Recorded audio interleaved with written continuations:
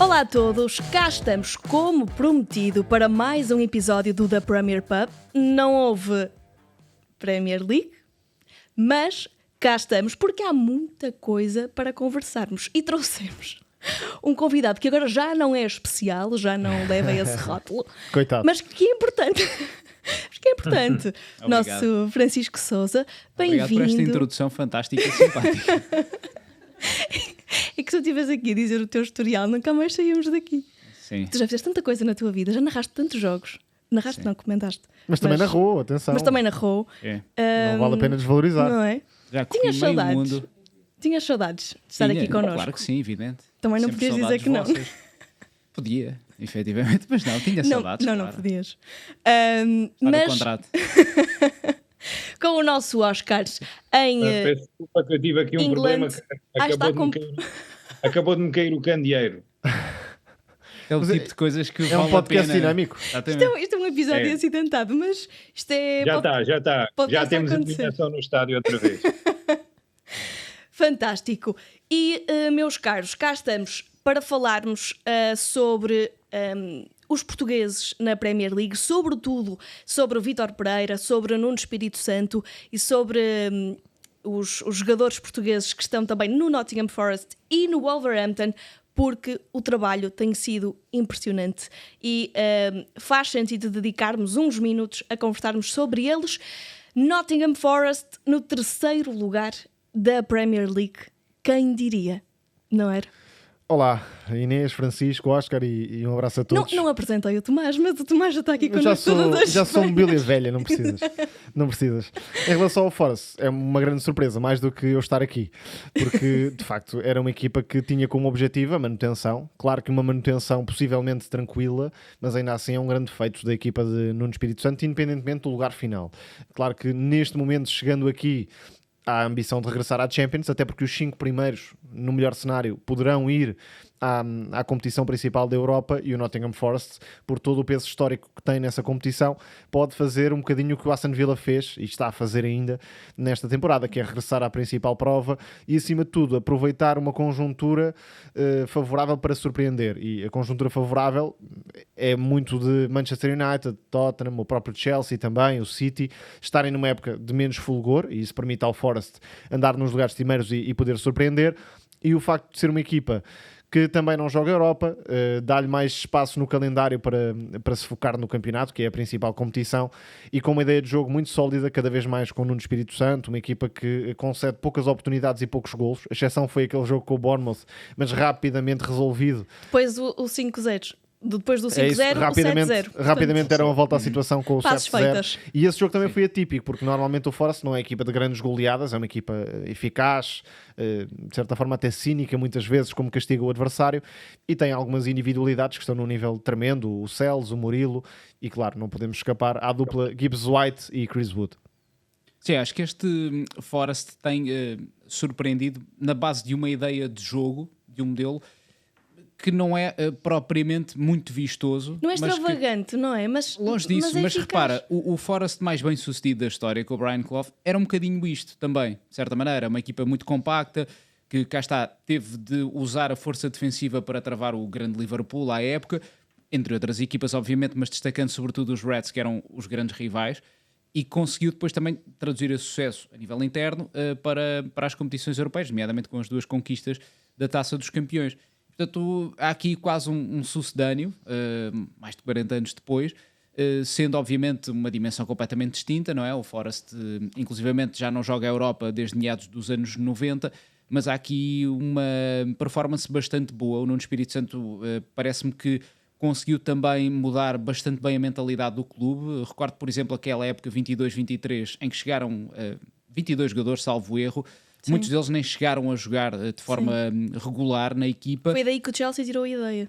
Exatamente, acho que sim. Cá está o Forest a servir como inspiração. Mas este ano houve reforços muito mais criteriosos, muito mais cirúrgicos, desde logo os 2 centrais, o Elliot Anderson, enfim, são alguns exemplos de uma política de contratações muito mais regrada, obviamente, mas também ela certeira, e com isso o Forest conseguiu E tem, dar um salto. e tem uma base titulares muito regular. É isso. pelo menos 5 dos jogadores titulares de Nuno Espírito Santo são efetivamente apostas de Nuno Espírito Santo jornada após jornada. E é uma equipa muito complementar também. Tem um central agressivo, mas com Sim. alguma qualidade e elegância no Murilo, que depois é complementado pelo Milenkovic. Tem um avançado rápido, ou um meio ofensivo, se quisermos, no Gibbs White, que depois tem uma referência.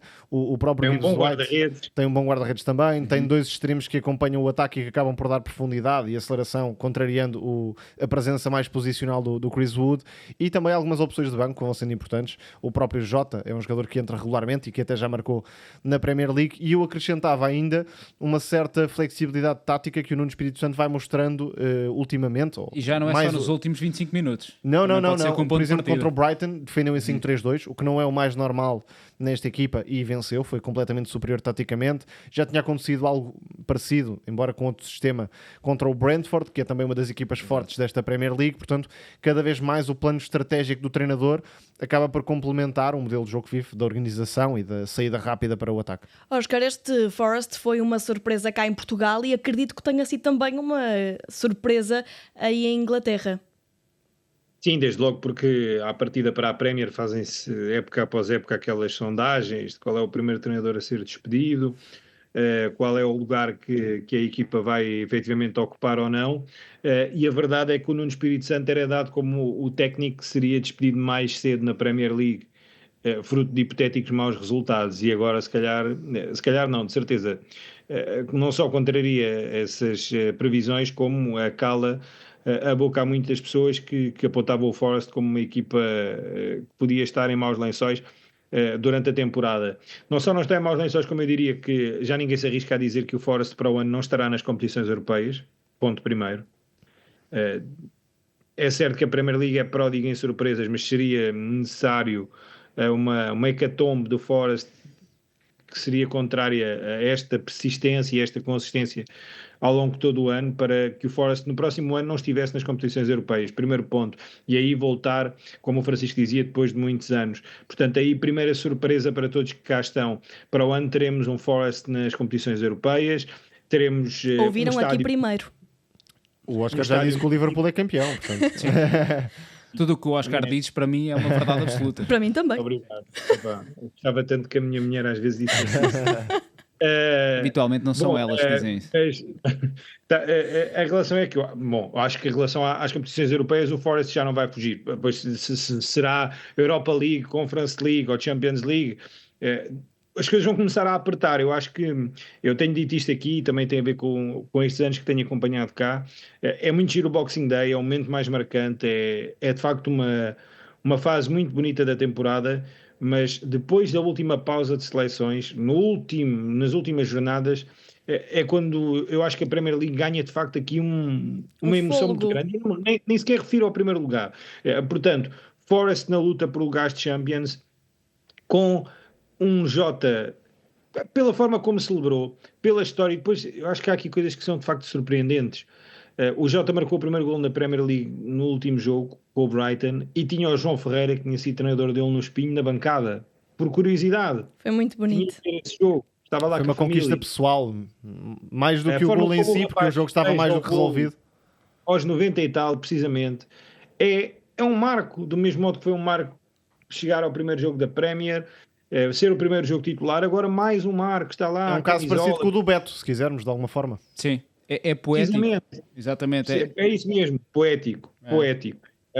E o Nuno Espírito Santo, até aqui numa entrevista, eu acho que foi Inês que conduziu essa entrevista, já tinha dito que havia uma expectativa grande para o Jota, que só necessitaria de tempo. Exatamente. E a forma como os companheiros festejaram com ele, como todos sentiram, aquilo que eu sinto é que vê-se os jogadores do Forest, todos eles estão felizes.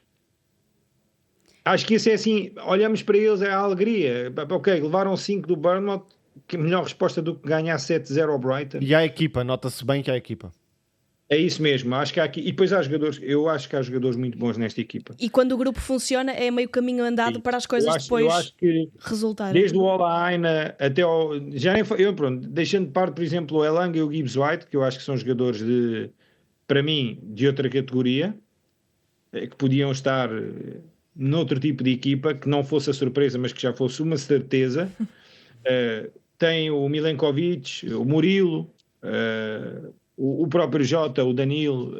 Se olharmos para os jogadores, o Nick Williams, são jogadores muito bons. São jogadores bons. Eu gosto muito do Alaina, sobretudo pelos pontos que me dá na Fantasy. Estou muito contente. Eu acho realmente que a grande surpresa... Falta aqui, por exemplo, é que já nem falamos, por exemplo, do Avoni, não é? Que perdeu espaço na equipa e que nos últimos 2 anos tinha marcado 20 golos em 2 anos. E essa foi uma das principais mudanças do Nuno Espírito Santo. O Chris Wood não era titular quando o treinador português chegou e rapidamente fez do Chris Wood titular indiscutível. Enfim, claro, com algumas participações também do Taiwo, mas o Chris Wood é o titular, é a referência da equipa. E estamos a falar de um ponta de lança de 33 anos, que já ninguém apontava este tipo de registros, e está a ser uma das figuras da Premier League e a marcar golos de muitas formas. A marcar golos de muitas formas, nem sequer são golos de encostar ou de penalti. Não, há uma grande variedade. Sim, já não tinha uma época tão produtiva desde a altura do Leeds United no Championship. Exatamente. Anos, completamente inesperado. Sim, portanto é um fenómeno surpreendente. Renovou há 3 semanas até 2027, portanto é uma aposta que parece ser para continuar. E ainda vai jogar Champions com jeitinho. Exatamente. Vai fechar a carreira no Forest, provavelmente. E concordam com o Oscars, dizendo que o Nottingham Forest já não vai fugir dos lugares europeus? Acho São que é o mais 8. provável. Sim, acho que é o mais provável. Claro. E não vejo uma quebra tão abrupta do Forest. A equipa terá dificuldade para garantir a Champions, mas é possível, até porque não tem vivido apenas dos resultados, ou seja, digo com isto que a equipa tem sido cada vez mais capaz de se impor ao adversário e não depender de circunstâncias pontuais, um gol de bola parada, um erro do adversário, por aí fora. Por exemplo, a vitória sobre o Brighton é esclarecedora nesse sentido. O Brighton não é o Ipswich ou o Southampton, é uma equipa que tem alguma dificuldade para vencer jogos, mas que, por exemplo, nesta ronda de taça eliminou o Chelsea. Por isso é uma equipa altamente competitiva e com bons jogadores também, e o Forest esmagou uma equipa como o Brighton. Cada vez mais a equipa consegue superiorizar-se aos adversários verdadeiramente e não apenas viver de um 0 ou de um erro ou de qualquer coisa. Excelente o trabalho de Nuno Espírito Santo no Nottingham Forest, mas há também que dar relevo ao trabalho de Vítor Pereira no Wolverhampton, que conseguiu tirar o clube dos lugares de descida. Noutra dimensão, claro, obviamente, porque o que o Forest tem feito é mais surpreendente, mas também falamos de um projeto que já vem mais sustentado. O Vítor Pereira entra a meio de uma temporada Sim. e logo com um ciclo de jogos muito duro a abrir. Mas aqueles 7 pontos iniciais foram muito importantes e desde logo a forma como estabeleceu a equipa dentro de uma base tática na qual, a verdade, já vinha atuando também algumas vezes com o Gary O'Neill, mas sobretudo aqui casando melhor os perfis de alguns dos jogadores com as suas intenções também. Por exemplo, lançando o Doherty para o central pela direita, com o Nelson Semedo a fazer toda a ala e ganhou muito E protagonismo. ele agradece. Claro, exatamente, a nível ofensivo, tem mais asas para voar. Isso viu-se logo no jogo inicial contra o Leicester. Depois, acho que também tem tido um Mateus Cunha bastante produtivo e acho que nesta altura é também um dos jogadores com mais mercado naquele plantel. Em termos de mercado de inverno, também teve um reforço muito cirúrgico, o Agbadu, um central que eu acho que vem dar muita consistência. E era o setor mais carenciado. Sem dúvida. E este jogador vem com perfil de líder, além de mais é um jogador com boa saída de bola, muito competente, pode até, dentro dos 3 defesas, jogar mais ao meio, mais à esquerda, tem essa facilidade. E acima de tudo vemos uma equipa mais consistente. Uma fase muito dura recentemente, mas mesmo assim, em alguns dos jogos que perdeu, deu alguma combatividade aos adversários. Tinha problemas na bola parada. É verdade, é a pior equipa de longe, apesar de termos também o Manchester United com uma falta de solidez, mas o Wolverhampton é definitivamente a pior equipa a defender bola parada na Também Premier desde League. que o Vítor Pereira chegou é das que mais faz de bola Mais parada. golos, exatamente, e a destacar esse aspecto, Oscar. Acho que há nitidamente uma preocupação, agora até com esta, digamos, forma também de trabalhar muitas vezes os lances de bola parada na Premier com as equipas a Carregar a pequena área. É isso mesmo. O Wolverhampton tem sido exemplar, por exemplo, marcou frente ao Chelsea num jogo em que até perde, mas foi outra das partidas em que competiu bastante bem e marcou dessa forma. No estádio do Tottenham tem o gol do Wang, é numa Sim, bola parada, uma tal e jogada qual. combinada ali, claramente ensaiada, assim que me lembro, que me salta à vista. Exato, já são alguns golos que o Wolverhampton tem marcado na sequência de bola parada e que mostra também esse trabalho positivo de melhoria por parte do Vítor Pereira a conseguir aqui lançar os Lobos para outro patamar de crença na luta pela manutenção que não existia anteriormente. Achas que vai conseguir, Tomás? Acho que sim, porque além do mérito do Vítor Pereira, sobretudo na forma como levou energia e um cunho coletivo muito mais ambicioso para o Wolverhampton, e essa é a principal diferença, porque em termos de estrutura não há tantas diferenças quanto poderia haver, mesmo a nível de jogadores que aparecem com protagonismo. O Mateus Cunha já era a principal figura da equipa e continua a ser a grande estrela, com algumas nuances claramente que Gary O'Neill não daria à equipa, e não estou a falar apenas do lado psicológico, a nível coletivo, mais intenção de ter a bola, de criar ligações por dentro, de explorar situações com os alas em profundidade, desde logo o Gonçalo Guedes, por exemplo. O Gonçalo Guedes recuperou, o Rodrigo Gomes também vai aparecendo mais do que noutras alturas, mas acima de tudo é uma equipa muito mais preparada para defrontar os adversários do próprio campeonato e até fazer uma gracinha contra equipas um bocadinho mais relevantes. O Aston Villa foi o último exemplo, ou seja, não se apequena contra adversários de valia superior, e agora consegue vencer os jogos em que pode realmente fazer a diferença. E respondendo diretamente à tua questão sobre se vai conseguir ou não, eu acho que sim, não só pelo crescimento do Wolverhampton, mas porque há 3 equipas efetivamente piores do que a equipa de Vítor Pereira, e por isso acho que o Leicester, não sei se vai haver uma troca de treinador, não me parece impossível, tendo em conta o rendimento de Van Nistelrooy. Até parece tanto ou quanto provável, não é? Pode acontecer, e isso aí nunca se sabe bem o que é que traz, porque por exemplo o Everton já se safou, acho eu, com o David Moyes. Também uma troca mais psicológica para o imediato do que propriamente para construir algo a longo prazo. Oscar, também acredito que em Inglaterra existam muitos elogios ao trabalho de Vítor Pereira. Ele não é exuberante quando olha para dentro, ou seja, quando chega à altura de se auto-elogiar.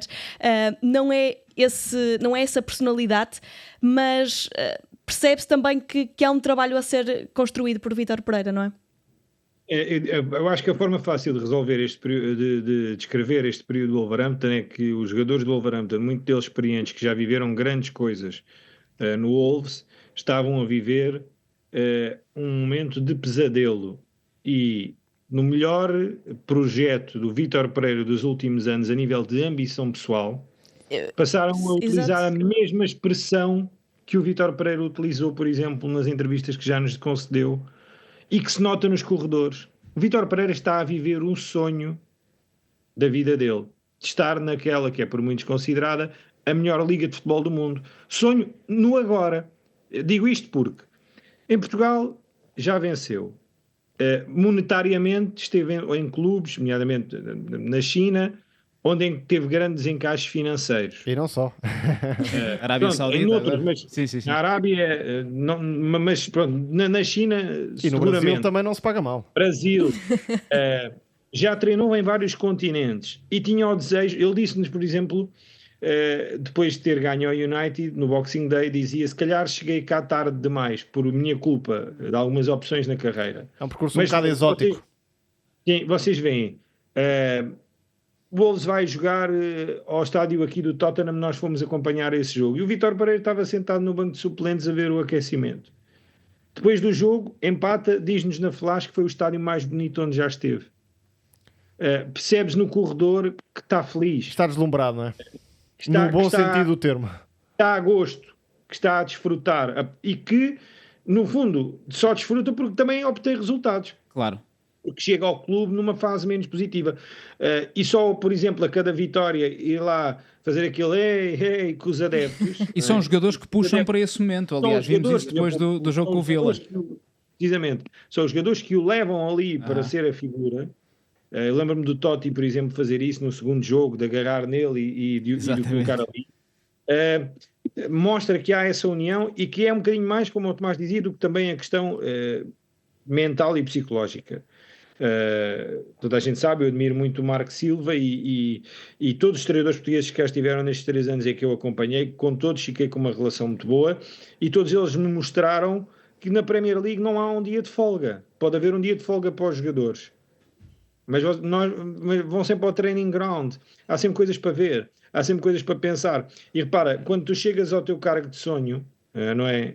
Mais a mais tens esse objetivo. E repara, Oscar, eu acho que o Vítor Pereira ali, não publicamente falando, mas no seu íntimo, olha para o lado e vê o Bournemouth de Iraola, que era uma equipa que estava na parte baixa, O Newcastle, quando o Eddie Howe entrou, a mesma coisa. O Forest, a mesma coisa. Eu acho que o Vítor Pereira, não revelando ainda esse desejo, tem ali uma ambição de, claro, sobreviver a esta etapa, que é difícil e que tem de ser um objetivo cumprido e ponto final, que é a manutenção, mas ficando para a próxima temporada e conseguindo a manutenção, é o mais provável. Com as armas certas, e aí depende muito do que o clube também estiver na disposição de investir, o Vítor Pereira pode candidatar-se a uma coisa muito engraçada na Premier League, como estes clubes que mencionámos também estão a conseguir. O Francisco estava a dizer há não sei quantos anos, é que o Forest não ia às competições europeias, o Wolverhampton há não tanto tempo jogou competições europeias. Foi com o Nuno. Exatamente. Portanto, eu acho que essa a questão nem é tanto no investimento ou no querer, é mesmo resolver este problema, porque lá está, durante nestes anos em que cá tenho acompanhado in loco as coisas, o City também foi dominando, é um facto, mesmo com o Arsenal a meter-se, mas a emoção na parte baixa da tabela é uma coisa louca. E as equipas transcendem-se. Eu acho que o Leicester ainda terá aqui uma palavra a dizer.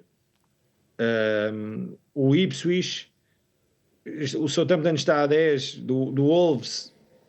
Mas a gente já viu tanta coisa. Eu diria que para muita gente o Southampton esta temporada já é quase um caso perdido. Até para a própria equipa, parece muitas vezes, mas... Eu acho que sim, até porque é uma equipa que atrai os maus momentos no jogo, mesmo quando está bastante bem. Ficar no exemplo da partida em Old Trafford, em que fez uma excelente primeira parte, estava a vencer e depois se deixou arrastar para um resultado mais... A luta será a 3, provavelmente. Leicester, Ipswich e Wolves. A última vez que o Wolves esteve nas competições europeias foi em 19-20 na Europa League e perdeu nos quartos de final contra o vencedor mor da Europa League, o Sevilha. Na Alemanha, não é? Que eles jogaram lá a fase final. Venceu essa edição por 3-2 frente ao Inter, portanto... de Lopetegui, futuro treinador do Wolverhampton. E se o Wolves sair dos lugares de descida, conseguir ficar na Premier League, que é isso que todos esperamos, Mateus Cunha, que renovou o contrato até 2029, fica ou vai embora? Acho difícil que a época de Mateus Cunha não desperte interessados. Agora, transferências na Premier League não são tão simples quanto isso, porque além do valor para contratar um jogador estrela como é o Mateus Cunha no Wolverhampton, ainda há a questão de onde é que vai encaixar diretamente. Eu olho para a Premier League, clubes com mais ambições, e vejo o Mateus Cunha em muitos contextos, até no Manchester United, por exemplo. Agora, se a transferência for para os 70, 80 milhões, e não é nada improvável tendo em conta o estatuto de Mateus Cunha neste momento, já não é tão simples de executar e de levar a cabo. Por isso, acho claramente que vai despertar interessados, mas não tenho a certeza que vai sair. Sim, mas ficará sempre na Premier League, quer-me parecer. Sim, até porque boa parte dos clubes que é viável? É viável, sim, mas eu diria que vejo um encaixe se calhar mais fácil no 3-4-2-1 do Ruben Amorim. A jogar ali a partir da meia esquerda, no fundo cumprindo esta função que tem no Wolverhampton. Acho que podia ser um jogador interessante, até porque ele consegue aliar ali vários aspectos, desde o lado técnico até à capacidade física para resistir à pressão. Remata de fora da área também, o que é muito importante. Eu acho que ele pode ser valorizado caso o Man United tenha a intenção de o contratar. Man United que perdeu Rashford para o Aston Villa. Estava na altura.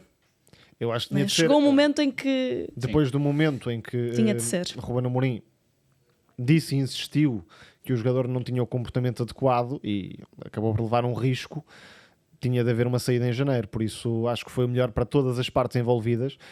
O que não quer dizer que o Rashford de repente no Aston Villa não consiga ter bons momentos, até porque é uma equipa, no meu entendimento, muito mais adequada às características do Rashford, ao que pode valer, do que propriamente uma equipa com a responsabilidade do Manchester United, porque o Rashford é um jogador de aceleração, de remate fácil, mas o Manchester United não pode ter apenas este tipo de jogadores, e Rashford é um jogador da casa, ou era um jogador da casa, um jogador estrela, tinha um estatuto que pedia rendimento e não foi capaz de dar esse estatuto. Aqui, noutros ares, como equipa, consegue muito facilmente atrair o adversário e conquistar espaços para corrida. Aliás, basta olhar para os avançados do Unai Emery. O Rashford pode ter um contexto muito mais adequado para brilhar. Depois, não é por marcar 7 golos no Aston Villa, estou obviamente a lançar um número que de repente afinal já era uma boa solução para o Manchester United. Fora as questões profissionais e de relacionamento com o grupo, há também um encaixe tático que já não era proveitoso para o United e para o Rashford também não era. Mas eu acho que esse é o problema de muita gente, que é Então, mas ele no Aston Villa dá. Porque é que não dá no Manchester United? Não é preciso ir muito longe neste caso, porque o Aston Villa, é- o Aston Villa por si só já é muito menor do que o Manchester United em termos de responsabilidade, por mais equipa que seja, e é uma grande equipa neste momento, melhor até do que a do Manchester United. Depois cobra-se Ruben Amorim, não é? O que se espera de um jogador do Aston Villa não é o mesmo que se espera de um jogador do Sim. Manchester United. Sim, Ponto e não- final nesse Exatamente, sentido. e não é só isso, eu acho que é mesmo a adequação ao modelo do Ruben Amorim. Eu acho que, como o Tomás dizia, encaixa muito melhor na forma de jogar do Unai Emery, nas características que o Unai Emery pede aos avançados, tal como também já encaixou noutros momentos no Manchester United. Basta lembrar há 2 épocas que o Erik ten Hag teve um rendimento soberbo. Portanto, acho que não era o casamento perfeito, longe disso, e era um jogador que, depois também tendo em conta todo o peso que tinha no balneário, já estava a mais. E criava aqui um problema muito óbvio a Ruben Amorim. Portanto, parece-me que foi a melhor solução para todas as partes, independentemente do rendimento. E eu acho que o Rashford pode aqui ter um contexto muito interessante para crescer como jogador, sair valorizado e, quem sabe, até bater às portas da seleção inglesa, evidentemente, perante um rendimento alto. 1 minuto e meio para Nico Gonzalez no Manchester City, escola La Masia, titular no Futebol Clube do Porto. Pergunta é se era o melhor substituto de Rodri no mercado. Não é um jogador que seja exatamente idêntico ao Rodri, mas que pode cumprir esse papel. Eu acho que o Nico tem valências para depois aparecer mais à frente, como vinha demonstrando no Porto. É um jogador, obviamente, com mais chegada à área até. O Rodri é mais um construtor de base, mas pode cumprir essa função, claramente. Ele agora teve esta lesão no jogo de estreia. Veremos até que ponto é que o vai afetar, mas acredito que é um reforço bastante bom, tendo em conta a lógica também de encaixe de mercado de inverno. Acho que não, acho que é muito mais um substituto de Gundogan, que também deve sair do City, imagino eu, do que propriamente de Rodri. O Guardiola já o descreveu podendo jogar a 6 e a 8, e pode efetivamente, mas sempre mais a acrescentar ofensivamente do que em termos de transição defensiva. Isto é, o Rodri é um tampão à frente da defesa, além de tudo o que oferece com bola. O Nico pode oferecer coisas semelhantes com bola, mas em termos defensivos acho que não pode fazer o trabalho de 6 de proteção no corredor central que faz o Rodri, e esse é um problema grave no Manchester City. Eu ficaria muito surpreendido que o City não fosse contratar um médio, mas acho que no imediato o Nico não vai resolver a ausência de Rodri. Eu acho que tem que ver com a perspectiva. Cá está, o Rodri até está inscrito na Champions, portanto acho que é aqui uma perspectiva do Rodri recuperar e não querer tapar o papel importante que ele tem. Eu acho que a lógica de contratação do Nico foi muito essa. Acho que ele pode encaixar como construtor, e o City passa boa parte dos jogos numa perspectiva dominadora, mas ao mesmo tempo, sendo uma equipa que perdeu muita qualidade no momento defensivo, da transição defensiva, o Rodri continua a fazer falta. Meus caros, foram gastos quase 400 milhões de libras em 45 reforços que vão dar muitas dores de cabeça ao nosso Oscar Cordeiro lá em Inglaterra, porque vai ter muito mais para conversar connosco até ao fim do campeonato. Diz-me. É já lançado aqui para o podcast para a próxima semana. Acompanhem tudo este fim de semana, que vamos estar em 2 jogos, e com muitos portugueses é sempre a nossa missão. O nosso objetivo, eu, o fim de semana passado estive numa gala com a comunidade portuguesa e portanto eles acompanham o nosso trabalho, mandam abraços para todos e nós também retribuímos e procuramos fazer o nosso melhor. Vamos estar aí no Fulham Forest no sábado e no domingo no Spurs Manchester United. Portanto, Derby português, esse Fulham Forest. Segunda-feira, e na próxima semana traremos aí tudo com detalhe dos portugueses. Só. E vai trazer muitas histórias, que estas viagens do nosso assim, Oscar são sempre Londres, animadas. Não, estas vão ser fáceis. É em Londres. Mas pode haver um nevão ou uma coisa qualquer. Sei lá, Oscar. Estou a sentir que a Inês está aqui em comunicação com o pessoal do metro e vão cortar o metro. E tal. Deus queira que não. Vamos Deus a isto. queira que não. Está tudo contado, meus caros. É um fim de semana sem Premier League, mas com este trabalho notável de Nuno Espírito Santo e de Vítor Pereira na Premier League, mais este mercado de transferências animado na Premier League. Regressamos para a semana, claro. Obrigada, amor. Até para a semana. Até Tchau. para a semana.